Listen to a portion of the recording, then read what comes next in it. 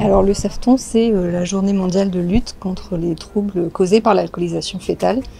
Ça a été donc formé sur le modèle du Téléthon, sur les handicaps et le SAF, donc le syndrome d'alcoolisation fœtale, et SAFTON pour faire l'événement de prévention qui se fait au niveau mondial. Et d'ordinaire, ce que nous faisons, on organise plutôt des stands de prévention, à la fois à l'hôpital, on a pu faire aussi des stands sur le marché, des marches, pour essayer de toucher un maximum de population et d'entrer vraiment en contact avec les personnes.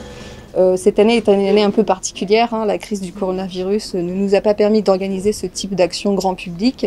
C'est pourquoi nous avons souhaité mettre en place tout de même une action pour marquer ce 9 septembre, mais plutôt sous forme d'un petit déjeuner presse.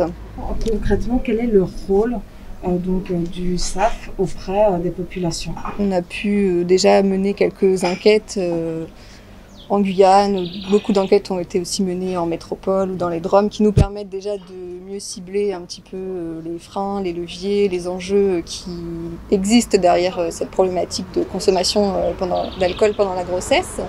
Donc ça, c'est une première chose. Et ensuite, tout au long de l'année, on a une délégation SAF Guyane avec des groupes de travail qui existent à la fois à Cayenne et à Saint-Laurent, au sein desquels différents partenaires du réseau associatif, mais également de structures médico-sociales participent. Et chaque année, on définit une stratégie qui peut être plus sur la prévention, plus axée sur un partenariat avec le milieu scolaire. Alors les constats qu'on peut faire, c'est notamment qu'il persiste certaines méconnaissances en fait, sur les types d'alcool, sur quelles boissons sont ou ne sont pas de l'alcool. On remarque particulièrement dans l'Ouest et sur le Maroni, les femmes enceintes qui consomment de l'alcool consomment majoritairement de la bière. Donc la bière qui n'est pas forcément toujours reconnue comme étant un alcool. Le second, c'est on se rend compte que de plus en plus les jeunes savent de quoi on parle quand on leur dit est-ce que vous avez déjà entendu parler du SAF, des troubles causés par l'alcoolisation fœtale. Souvent les jeunes femmes, oui, ont eu ces sensibilisations. Donc ça c'est une bonne chose parce qu'à l'école il y a aussi certains messages qui sont relayés, diffusés.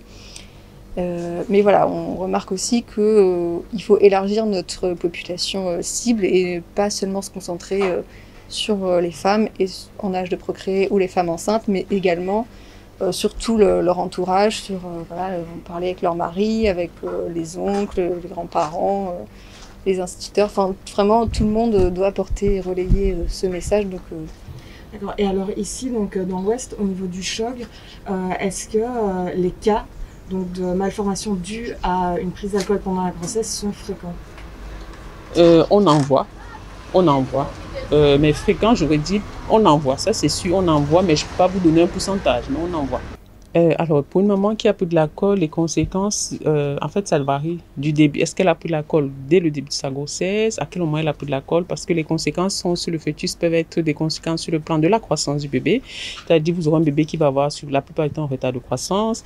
Les conséquences sont sur le développement du bébé. Par exemple, sur la formation des organes, vous aurez des enfants qui peuvent avoir des malformations de tous les organes, c'est plus possible.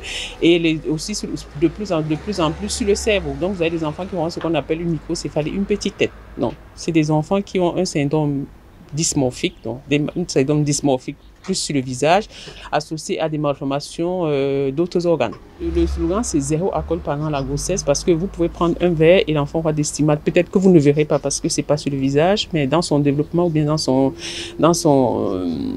comportement, il peut déjà avoir des séquelles de cet alcool-là qui peuvent passer inaperçues et qui peuvent se découvrir peut-être seulement à l'âge scolaire, à l'âge pubertaire. Que ce soit un verre, un demi-verre, c'est toujours délétère pour le bébé.